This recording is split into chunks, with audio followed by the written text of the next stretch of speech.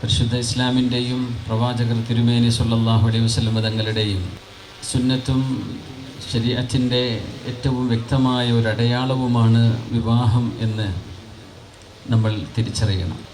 മനുഷ്യനെ പടച്ച അള്ളാഹുവിനാണ് മനുഷ്യൻ എങ്ങനെയാണ് സന്തുഷ്ടനാകുന്നത് എന്ന് അറിയുകയുള്ളൂ. ഇത് നോർമലാണ്. ഒരു പ്രൊഡക്റ്റ് ഉണ്ടാക്കുന്ന മാനുഫാക്ചറർക്കായിരിക്കും ആ ഡിവൈസ്, ആ ഒരു മെഷീനറി എങ്ങനെ ഓപ്പറേറ്റ് ചെയ്യും എന്നവർക്കത് പറയാൻ കഴിയും ആധികാരികമായി. മനുഷ്യ സൃഷ്ടിപ്പ് നടന്നത് ആദം നബിയിലൂടെയും ഹവ്വാ ബീവിയിലൂടെയുമാണ്. ഒരു ഭാര്യ ഭർത്താവ്, അവർക്കുണ്ടായ മക്കൾ, അങ്ങനെയാണ് വബസ്സ മിൻഹുമാ റിജാലൻ കസീറൻ വനിസാഅ. ലോകത്തിൻ്റെ വിവിധ കോണുകളിൽ മനുഷ്യരെ വിന്യസിച്ചത് ഒരു മാതാവിൻ്റെയും ഒരു പിതാവിൻ്റെയും തുടക്കത്തിലൂടെയാണ് എന്ന് വിശുദ്ധ ഖുർആൻ തന്നെ പരിചയപ്പെടുത്തിയിരിക്കുന്നു. ആന്ത്രോപോളജി, നരവംശ ശാസ്ത്രം മറ്റൊരു കഥ പറയും.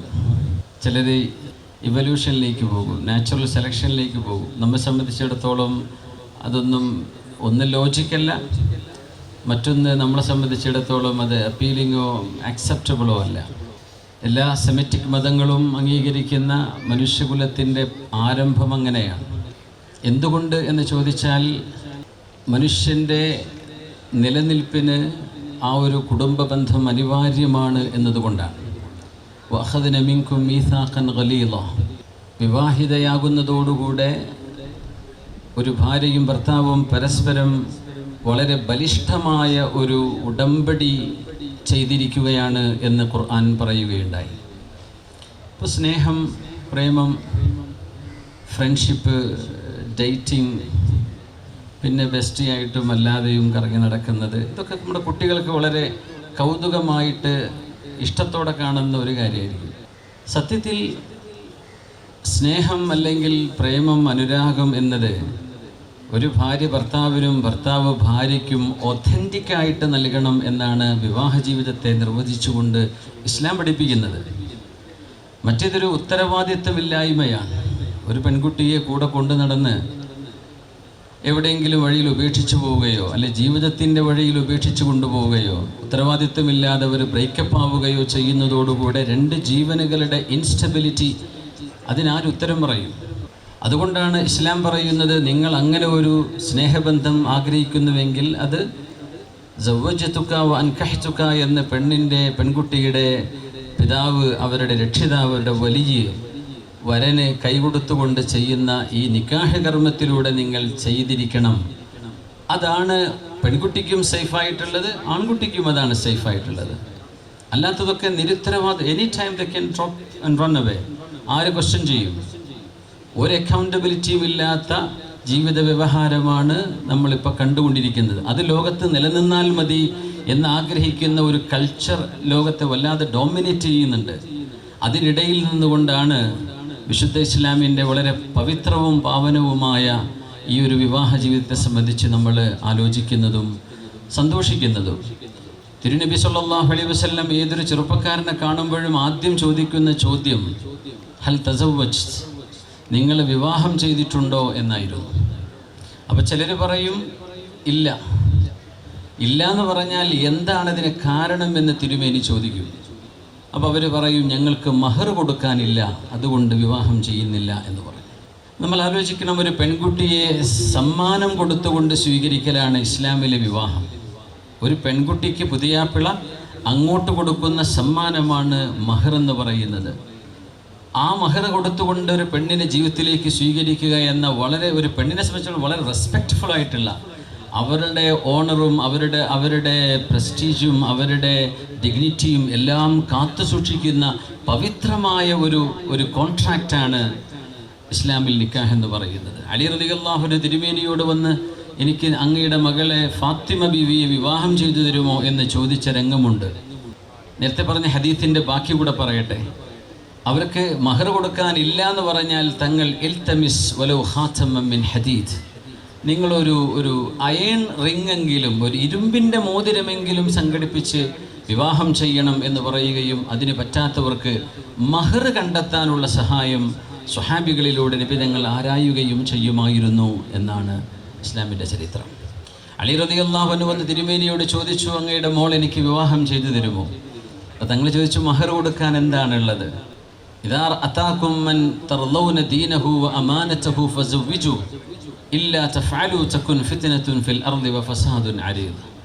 നിങ്ങൾക്ക് സത്യസന്ധതയും മതബോധവുമുള്ള ഒരു ചെറുപ്പക്കാരനെ വരനായി കിട്ടിക്കഴിഞ്ഞാൽ, നിങ്ങൾക്ക് പ്രായപൂർത്തിയെത്തിയ മക്കളുണ്ടെങ്കിൽ അവരെ വിവാഹം ചെയ്യിക്കാൻ നിങ്ങൾ ആലോചിക്കണം, അമാന്തിച്ചു നിൽക്കരുത്. ഇല്ലാ തഫ്അലു, നിങ്ങൾ അത് ചെയ്തില്ലെങ്കിൽ എന്ന് പറഞ്ഞാൽ എന്താ? രണ്ട് കണ്ടീഷൻ പറഞ്ഞുകൊണ്ടാണ് ഈ ഹദീസ് നബി നിങ്ങൾ പറഞ്ഞു തരുന്നത്. ഇദാ അതാകും മൻ തർളൗന ദീനഹു വ അമാനതഹു, ഒരു മനുഷ്യൻ്റെ, ഒരു ചെറുപ്പക്കാരൻ്റെ ദീനും അവരുടെ വിശ്വസ്തതയും, honesty and righteousness, honesty and faithfulness, വിശ്വസ്തതയും മതബോധവുമുള്ള ഒരു ചെറുപ്പക്കാരൻ നിങ്ങൾക്ക് കിട്ടിക്കഴിഞ്ഞാൽ ബാക്കിയൊക്കെ നമുക്ക് ബിൽഡ് ചെയ്യാൻ പറ്റുന്നതാണ്. ഈ രണ്ട് കാര്യങ്ങൾ ഇല്ലാതെ പോയാൽ ജീവിതത്തിൻ്റെ അടിവേരുകൾ അത് ഇല്ലായ്മ ചെയ്യും. അതുകൊണ്ടാണ് ഒരു പുതിയാപ്പിളയെ അന്വേഷിക്കുമ്പോൾ നമ്മൾ ആലോചിക്കേണ്ട ഏറ്റവും പ്രധാനപ്പെട്ട ഗുണം, അവൻ മതബോധമുള്ളവനാണോ, പിന്നെ വിശ്വസ്തനാണോ. അന്ത്യനാളിൻ്റെ അടയാളങ്ങളിൽ വിശ്വസ്തത നഷ്ടപ്പെടുമെന്നും അത് കിട്ടാക്കനിയായി മാറുമെന്നും എന്നൊക്കെ ഹദീസുകളിൽ കാണാൻ കഴിയും. പെൺകുട്ടികളെ സംബന്ധിച്ച് എന്ന് പറഞ്ഞു, തുൻകഹുൽ മർഅതു ലിഅർബഈൻ, ഒരു പെൺകുട്ടിയെ 4 കാരണങ്ങൾ കാരണം വിവാഹം ചെയ്യപ്പെടാവുന്നതാണ്. അത് ഒരു ബയാനുൽ ഹാൽ എന്നാണ് ആ ഹദീസിനെ സംബന്ധിച്ച് പറയാം. അങ്ങനെയാണ് നടക്കാറുള്ളത്. ഒന്നില്ലി മാലിഹ, അവളുടെ സമ്പത്ത്, അവളുടെ സൗന്ദര്യം, അവളുടെ കുടുംബ മഹിമ, പിന്നെ പറഞ്ഞു അവളുടെ മതബോധം. എന്നിട്ട് പറഞ്ഞു തെരിബച്ചിയതാക്, മതബോധം ഉള്ള ഒരു പെൺകുട്ടിയെ നിങ്ങൾ തിരഞ്ഞെടുക്കുകയാണെങ്കിൽ, കൂട്ടത്തിൽ അവൾക്ക് സൗന്ദര്യവും കുടുംബ മഹിമയും എല്ലാം ഉണ്ടെങ്കിൽ അത് സോനെ പർ സുഹാഗ. പക്ഷേ നിങ്ങൾ നോക്കേണ്ടത് ഒരു പെൺകുട്ടിയുടെ മതബോധമാണ്. നിങ്ങൾ ആലോചിച്ച് നോക്കൂ, എത്ര പെട്ടെന്നാണ് ബ്രേക്കപ്പ് ആകുന്ന നിക്കാഹുകൾ പോലും, എത്ര പെട്ടെന്നാണ് വിവാഹബന്ധങ്ങൾ ശിഥിലമായി കൊണ്ടിരിക്കുന്നത്. അതുകൊണ്ട് പെൺകുട്ടിയെ സംബന്ധിച്ചു നബി തങ്ങൾ പറഞ്ഞു, നിങ്ങളൊരു സസ്റ്റൈനബിൾ ഒരു ലോങ് ലാസ്റ്റിംഗ് റിലേഷൻഷിപ്പാണ് ഉദ്ദേശിക്കുന്നതെങ്കിൽ നമ്മുടെ മക്കൾക്ക് മതബോധം ഉണ്ടാകണം. അത് ഉണ്ടാകുന്നത് ഉമ്മയിലും ഉപ്പയിലും നമ്മുടെ കുടുംബത്തിലും മക്കൾ ഇടപെട്ട് ജീവിക്കുമ്പോഴാണ്. അതുകൊണ്ട് ഖുർആൻ ഒരു പ്രാർത്ഥന നമ്മളോട് പ്രാർത്ഥിക്കാൻ പറഞ്ഞു. നമ്മൾ എന്തൊക്കെ ചെയ്താലും നമ്മുടെ ന്യൂജൻ മക്കളെയൊന്നും നമ്മൾ ആർക്കും കൺട്രോൾ ചെയ്യാൻ കഴിയില്ല. എന്തുകൊണ്ട്? അവരുടെ ലോകം ഹിഡനാണ്. അവരുടെ മൊബൈൽ ലോക്കുകൾക്കുള്ളിൽ കിടക്കുന്ന ഒരു ലോകം അവരുടെ മുമ്പിലുണ്ട്. നമുക്ക് ആർക്കും അത് ബ്രേക്ക് ത്രൂ ചെയ്യാൻ കഴിയില്ല, ഇമ്പോസിബിളാണ്. നമ്മൾ അവർക്ക് കൊടുക്കേണ്ട തെർബിയത്ത് ചെയ്തു കൊടുത്തു. 15 വയസ്സ് വരെ അല്ലെങ്കിൽ 21 വയസ്സ് വരെ നമ്മൾ അവർക്ക് വേണ്ട ശിക്ഷണം കൊടുത്തു, വേണ്ട ഗൈഡൻസ് കൊടുത്തു.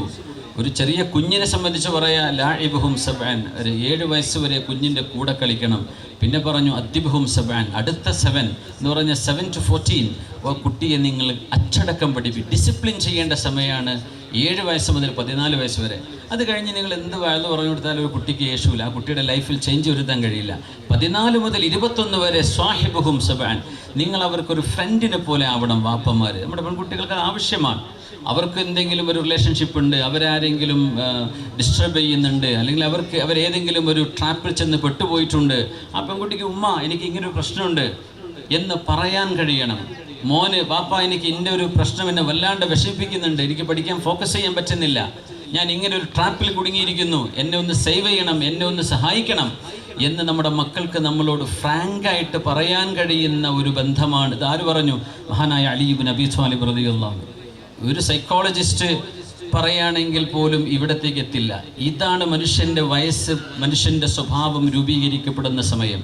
അതുകൊണ്ട് സ്വഭാവ ഗുണം എന്ന് പറയുന്നത് നമുക്ക് അന്യമായി കൊണ്ടിരിക്കുന്ന സംഗതിയാണ്. അതുകൊണ്ട് നമ്മുടെ വീട്, നമ്മുടെ പരിസരം, മാതാപിതാക്കൾ, ഭാര്യ ഭർത്താക്കന്മാർ, ഈ പറയുന്ന യൂണിറ്റാണ് ഒരു സമൂഹത്തിൻ്റെ അതിൻ്റെ ഫണ്ടമെൻ്റൽ യൂണിറ്റ് എന്ന് പറയുന്നത് നമ്മുടെ കുടുംബമാണ്, വീടാണ്. അതുകൊണ്ട് അൽ ഉമ്മു മദ്റസത്തുൻ ഇദാ അഅദത്തഹ അഅദത്ത ജീലൻ ത്വയ്യിബൽ അറാഖി. Mother is the first and ever school. If you make it ready, the generation will be ready. നമ്മുടെ വീട് നന്നാകുന്നത് നമ്മുടെ ഉമ്മ നന്നാകുമ്പോഴാണ്. നമ്മൾ നമ്മുടെ ഉമ്മയെ കണ്ടുകൊണ്ടാണ് പഠിക്കുന്നത്. അതുകൊണ്ടാണ് പെൺകുട്ടികളെ സംബന്ധിച്ചിടത്തോളം അവർക്ക് മതബോധം നമുക്ക് എങ്ങനെയൊക്കെ കൊടുക്കാൻ കഴിയുമോ ആ ഒരു റിലീജിയസ് ഫീലിംഗ്, സ്പിരിച്വൽ ഫീലിംഗ് കഴിയുമ്പോൾ നമ്മുടെ മക്കൾക്ക് കൊടുത്തുകൊണ്ടിരിക്കണം. അവരുടെ വളർച്ച അങ്ങനെ ആയിരിക്കട്ടെ.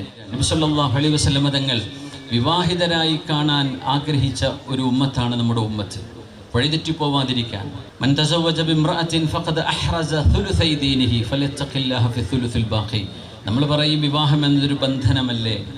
ആണോ എന്ന് ചോദിച്ചാൽ ആണ്. എന്തുകൊണ്ട്? നമ്മുടെ സ്വാതന്ത്ര്യം എന്ന് പറയുന്നത് ബന്ധനത്തിലുള്ള സ്വാതന്ത്ര്യമാണ്.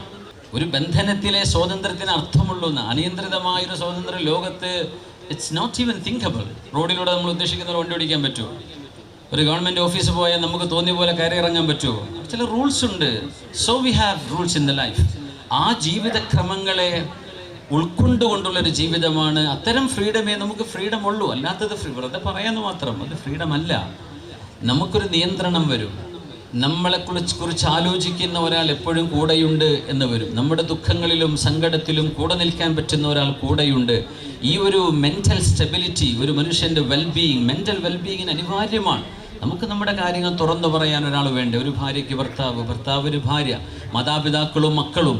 ഈ ഒരു ബന്ധമാണ്, അത്തരം ഡേ ടു ഡേ ഡയലോഗുകളാണ്, കോൺവെർസേഷനാണ് നമ്മളെ സ്ട്രോങ് ആക്കുന്നത്. അതുകൊണ്ട് നബി സല്ലല്ലാഹു അലൈഹി വസല്ലം തങ്ങൾ രണ്ട് കാര്യം നമ്മളെ ഉപദേശിച്ചു. വിശുദ്ധ ഖുർആനിൽ ഒരു ആയത്താണ് അതിൻ്റെ ആധാരം. ബിസ്മില്ലാഹിർ റഹ്മാനിർ റഹീം. വമിൻ ആയാതിഹി അൻ ഖലഖ ലക്കും മിൻ അൻഫുസികും അസ്വാജൻ ലിതസ്കുനു ഇലൈഹാ. It is among the greatest signs of അല്ലാഹ്.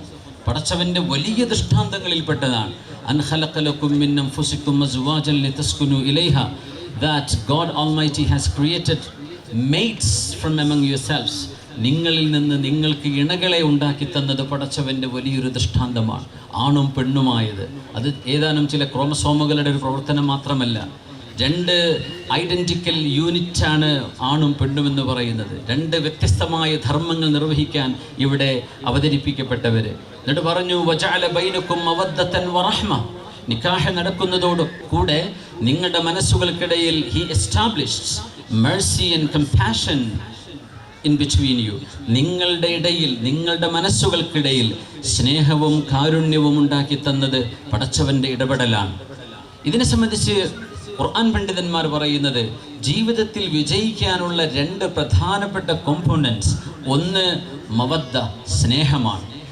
മവദ്ദയ്ക്ക് ശരിക്കും മഹവദ്ദ എന്ന് പറഞ്ഞാൽ സ്നേഹമല്ല, സ്നേഹപ്രകടനം എന്നാണ്. സ്നേഹത്തെ എക്സ്പ്രസ് ചെയ്യുന്നതിനാണ് മവദ്ദ എന്ന് പറയുക. സ്നേഹത്തിന് മഹബത്ത് എന്ന് പറയാം. മവദ്ദ എന്ന് പറഞ്ഞാൽ ഇദ്ഹാറുൽ മഹബ്ബ, ആ സ്നേഹത്തെ പ്രകടിപ്പിക്കുക. ഇപ്പം നമ്മൾ സ്നേഹം പ്രകടിപ്പിക്കുക, അത് കാമബദ്ധമായ സ്നേഹം മാത്രമല്ല. മനുഷ്യൻ ഒരാളെ ഇഷ്ടപ്പെടുന്നു, ഒരാളെ സ്നേഹിക്കുന്നു, നമ്മുടെ മുഖഭാവം, നമ്മുടെ ഉള്ളിൽ നിന്ന് താൻ പോരിമ, അതൊക്കെ ഒന്ന് താഴെ വെച്ച് നമ്മുടെ ഈഗോ ഒക്കെ ഒന്ന് നമ്മൾ പച്ചയായൊരു മനുഷ്യനാണ്, നമ്മളെല്ലാവരെയും സ്നേഹിക്കേണ്ടവരാണ്. ഈ ബോധമുള്ളിടത്തെ വിജയിക്കാൻ കഴിയൂ. വിശുദ്ധ ഖുർആൻ പറയാം. പിന്നെ പറഞ്ഞു വറഹ്മ, കാരുണ്യം വേണം. എന്തേ കാരുണ്യം എന്ന് പറഞ്ഞാൽ? സാരല്ലടോ, മോളോട് മോളെ നീ പ്രശ്നമാക്കല്ലേ, അത് കണ്ടില്ല എന്ന് വിചാരിക്കും. മോനോട് പറയുമ്പോൾ അതൊന്നും വലിയൊരു ആനക്കാരല്ല മോനെ, it's not end of the world, take it easy എന്ന് മക്കളോട് പറഞ്ഞു കൊടുക്കുന്ന പാരൻസ് വേണം. സാരല്ലട എന്ന് പറയുന്ന കൂട്ടുകാർ വേണം നമ്മുടെ കുട്ടികൾക്ക്. സാരല്ലട, ഇത് ചെറിയ പ്രശ്നമല്ലേ, ഇതിന്നോ നാളെ തീർന്നേക്കും. തീരാതെ പോകുന്നതിന് ഇസ്ലാം പരിഹാരം വേറെ വെച്ചിട്ടുമുണ്ട്. അതുകൊണ്ട് കാരുണ്യവും സ്നേഹവും വേണം. അത് പറയുമ്പോൾ ആയിഷ ബീവി റളിയല്ലാഹു അൻഹയുടെ ചില പരാമർശങ്ങൾ നമ്മൾ ഓർക്കുകയാണ്. ബീവി ഒരിക്കൽ നബി തങ്ങളോട് പറഞ്ഞു, നബിയെ, ഞാനും നിങ്ങളും തമ്മിൽ ചിലപ്പോഴൊക്കെ ചില ഡിസഗ്രിമെൻറ്റുകൾ നടക്കും. അതായത് ചില കാര്യങ്ങൾ നമുക്ക് അംഗീകരിക്കാൻ പ്രയാസം ഉണ്ടാവുമല്ലോ. ഇപ്പോൾ ഇവിടെ ഇരിക്കുന്ന എത്ര ആളുകൾക്ക് എത്ര ആയിരം ആശയങ്ങളുണ്ടാവും, ആദർശങ്ങളുണ്ടാവും. ഞാൻ പറയുന്നതോ ഞാൻ വിശ്വസിക്കുന്നതോ ഞാൻ കൊണ്ടു നടക്കുന്നതോ അല്ല നിങ്ങളുടേത്. സ്റ്റിൽ നമുക്ക് there are elements of unity. നമുക്ക് പലതും ഒരുമിക്കാൻ കഴിയുന്ന ഒരുപാട് കോമ്പോണൻസ് ഉണ്ട്. അതുകൊണ്ട് ആയിഷ ബീവി പറഞ്ഞു, നബിയെ, നബി തങ്ങൾ അങ്ങോട്ട് പറഞ്ഞതാ, ആയിഷ ബീവി, ഞാനും നിങ്ങളും തമ്മിൽ ചില തർക്കങ്ങളൊക്കെ നടക്കുമ്പോഴേ നിങ്ങൾക്ക് എന്നോട് എപ്പോഴാണ് ദേഷ്യം തോന്നുന്നത്, എപ്പോഴാണ് ദേഷ്യമില്ലാതെ തന്നെ നിങ്ങൾ ഡിസഗ്രി ചെയ്യുന്നത്, ഇതെനിക്കറിയാം കേട്ടോ. ഈ ഹദീസ് സ്വഹീഹ് മുസ്ലിമിലുണ്ട്. അപ്പോൾ ആയിഷ ബീവി ചോദിച്ചു, നബി അതെങ്ങനെയാണ്? അപ്പോൾ പറഞ്ഞു, ഞാനും നീയും തമ്മിൽ എന്തെങ്കിലും ഒരു തർക്കം നടക്കുമ്പോൾ അത് നിന്റെ ഭാഗമാണ് ശരിയെന്ന് പറയാൻ ആയിഷ, എൻ്റെ ഭാര്യയായ നിങ്ങൾ എന്തു പറയും? ലാ വറബ്ബി മുഹമ്മദ്. ചിലപ്പോൾ പറയും no no no no no by the God of Muhammad, Muhammad നബിയുടെ പടച്ചവനെ തന്നെയാണ് സത്യം. ഞാൻ പറഞ്ഞതാ ശരി. ചിലപ്പോൾ നീ പറയും ലാ വറബ്ബി ഇബ്രാഹിം. അല്ലല്ലല്ല, പ്രവാചകൻ അബ്രഹാം നബിയുടെ, ഇബ്രാഹിം പ്രവാചകന്റെ പടച്ചവനെ തന്നെയാണ് സത്യം. ഈ രണ്ട് പടച്ചവനും ഒന്ന് തന്നെയാണ്. ഞാൻ മുമ്പിലുണ്ടായിരിക്കെ എൻ്റെ പേര് പറയാതെ എൻ്റെ വല്യപ്പ ഇബ്രാഹിം നബിയുടെ പടച്ചവനെ തന്നെ സത്യം എന്ന് നീ പറയുമ്പോൾ എനിക്ക് മനസ്സിലാവുന്നുണ്ട് ആയിഷ, നിൻ്റെ മനസ്സിനുള്ളിൽ ചെറിയൊരു റിസെൻറ്റ്മെൻറ്റ്, എന്നോട് ചെറിയൊരു അമർഷം നിനക്കുണ്ട്, ശരിയല്ലേ എന്ന് ചോദിച്ചു. അതേ നബി, ഇത് കറക്റ്റാണല്ലോ, അതെങ്ങനെ നിങ്ങൾക്ക് മനസ്സിലായത്? എൻ്റെ പേര് പറയാതെ എൻ്റെ വല്യപ്പൻ്റെ പേര് പറയാം, ആ വല്യപ്പൻ്റെ പടച്ചോന്ന് പറയാം. അപ്പോൾ ആയിഷ ബീവി പറഞ്ഞു, നബിയെ, ഞാൻ അങ്ങയുടെ ദേഷ്യം വരും, അങ്ങയുടെ പേര് ഞാൻ പറയാതിരിക്കാറുണ്ട്, ശരിയാണ്, ഇനി മുതൽ ഞാൻ അതും ചെയ്യില്ല കേട്ടോ എന്ന് പറഞ്ഞു. അപ്പോൾ മനുഷ്യൻ്റെ ഇമോഷണൽ ഇൻ്റലിജൻസ്, നമ്മുടെ ഇഷ്ടവും ഇഷ്ടക്കേടുകളും മനസ്സിലാക്കി ജീവിക്കുക, ഇത് വലിയൊരു ഘടകമാണ്. നമ്മുടെ കുട്ടികളൊക്കെ ഒരു നമ്മുടെ എന്താ പറയുക, ഒരു ഫാൻറ്റസി വേൾഡിൽ നിന്ന് വരുന്നവരാണ്. ഈ റീൽസൊക്കെ അല്ലേ കാണുന്നത്, സിനിമയും അതും ഇതൊക്കെ ആക്ടിങ് ആണ്. നമ്മൾ ആദ്യം മനസ്സിലാക്കണം, റിയൽ ലൈഫ് എന്ന് പറയുന്നത് വേറെയാണ്. When you come to reality you will have to face realities. അപ്പം അതുകൊണ്ട് നമ്മുടെ മക്കൾക്ക് വേണ്ട ഉപദേശങ്ങൾ നമ്മൾ കൊടുക്കണം. അതോടൊപ്പം ഭർത്താവിൽ നിന്ന് ഭാര്യയോട് സ്നേഹപ്രകടനം, ഭാര്യയിൽ നിന്ന് ഭർത്താവിനോട് സ്നേഹപ്രകടനം, ഇത് രണ്ടും അനിവാര്യമാണ്. പിന്നെ പറഞ്ഞു റഹ്മ, കരുണ വേണം, സാരല്ല എന്ന് ആയിഷ ബീവി റളിയല്ലാഹു അൻഹ തൊട്ടടുത്ത വീട്ടിൽ നിന്നൊരു ഭക്ഷണം നബിതങ്ങളുടെ മറ്റൊരു ഭാര്യ സൈനബ് ബീവി റളിയല്ലാഹു അൻഹയോ മറ്റൊരു ഭക്ഷണം കൊടുത്തയച്ചപ്പോഴേ ആയിഷ ബീവി ദേഷ്യം കൊണ്ട് തട്ടിത്തെറിപ്പിച്ചു, ആ പാത്രങ്ങളൊക്കെ പൊട്ടി. അപ്പം നബിതങ്ങൾ ആ ഭക്ഷണം ഇങ്ങനെ താഴെ നിന്ന് ഒരുമിച്ച് കൂട്ടിയിട്ട് പറഞ്ഞു, ഗാറത്ത് ഉമ്മുക്കും, നിങ്ങളുടെ മാതാവ്, ആയിഷ ബീവിക്ക് മക്കളൊന്നുമില്ല, പക്ഷെ ആ സ്നേഹം കൊണ്ട് അങ്ങനെ പറയാം, നിങ്ങളുടെ മാതാവ് ദേഷ്യപ്പെട്ടിരിക്കുകയാണ് എന്ന് പറഞ്ഞിട്ട് ആ ഭക്ഷണം നബിതങ്ങൾ വാരിക്കൂട്ടി വെച്ചു എന്നാണ്. ആയിഷ ബീവിയോട് ഒന്നും അപ്പം പറഞ്ഞില്ല. ദേഷ്യപ്പെടുമ്പോൾ ഒരാളോട് പറഞ്ഞിട്ട് കാര്യമില്ല, ആൾക്ക് മനസ്സിലാവില്ല. ദേഷ്യമൊക്കെ അടങ്ങി ഒരു ചായയും വെള്ളമൊക്കെ കൊടുത്തിട്ട് പിന്നെ നിങ്ങൾ പറയുന്നതായിരിക്കും ശരിക്കും തലക്ക് കയറാം. ആയിഷ ബീവി റളിയല്ലാഹു അൻഹ ഒരുപാട് ഉദാഹരണം പറഞ്ഞു. നമ്മുടെ സമയം പരിമിതമായതുകൊണ്ട് ഞാൻ അവസാനിപ്പിക്കുക. ഇത് നമ്മുടെ മാതൃകയാണ്. ലഖദ് കാന ലക്കും ഫി റസൂലില്ലാഹി ഉസ്വത്തുൻ ഹസന. Definitely you have role models in the messenger of God. പ്രവാചകൻ്റെ ജീവിതം പഠിക്കണം, അവിടുത്തെ ജീവിത അനുഭവങ്ങളെ നമ്മൾ മനസ്സിലാക്കണം. ഒരൊറ്റ കാര്യം കൂടെ പറഞ്ഞു, വിവാഹ ജീവിതം അത്ഭുതമാണ്, ദൃഷ്ടാന്തമാണെന്ന് ഖുർആൻ പറഞ്ഞില്ലേ? നിങ്ങൾ ആലോചിച്ചു, എന്താ പറഞ്ഞത്? എന്ത് ദൃഷ്ടാന്ത? കല്യാണത്തിൽ നമ്മൾ കൈ പിടിച്ച് നടന്നു പോകുകയെന്നല്ലാണ്ട് അതിൽ വല്ല അത്ഭുതമുണ്ടോ, ദൃഷ്ടാന്തമുണ്ടോ? ഖുർആൻ പറയുന്നത് ദൃഷ്ടാന്തമാണ്. നമ്മുടെ മക്കൾ പറയില്ല, ഇന്നല്ലെങ്കിൽ നാളെ പറയും, ഞാനൊരു പെൺകുട്ടിയെ കല്യാണം കഴിക്കുകയാണെങ്കിൽ ഞാൻ അവളുടെ കൂടെ ഒന്ന് കക്കാടംപൊയിലൊക്കെ ഒന്ന് പോയിട്ട് 4 ദിവസമൊക്കെ നിൽക്കട്ടെ, അല്ലെങ്കിൽ ഞങ്ങളൊന്ന് എവിടേക്കും ടൂറ് പോകട്ടെ എന്നിട്ടൊക്കെ ഒന്ന് ആലോചിച്ചാൽ പോരെ?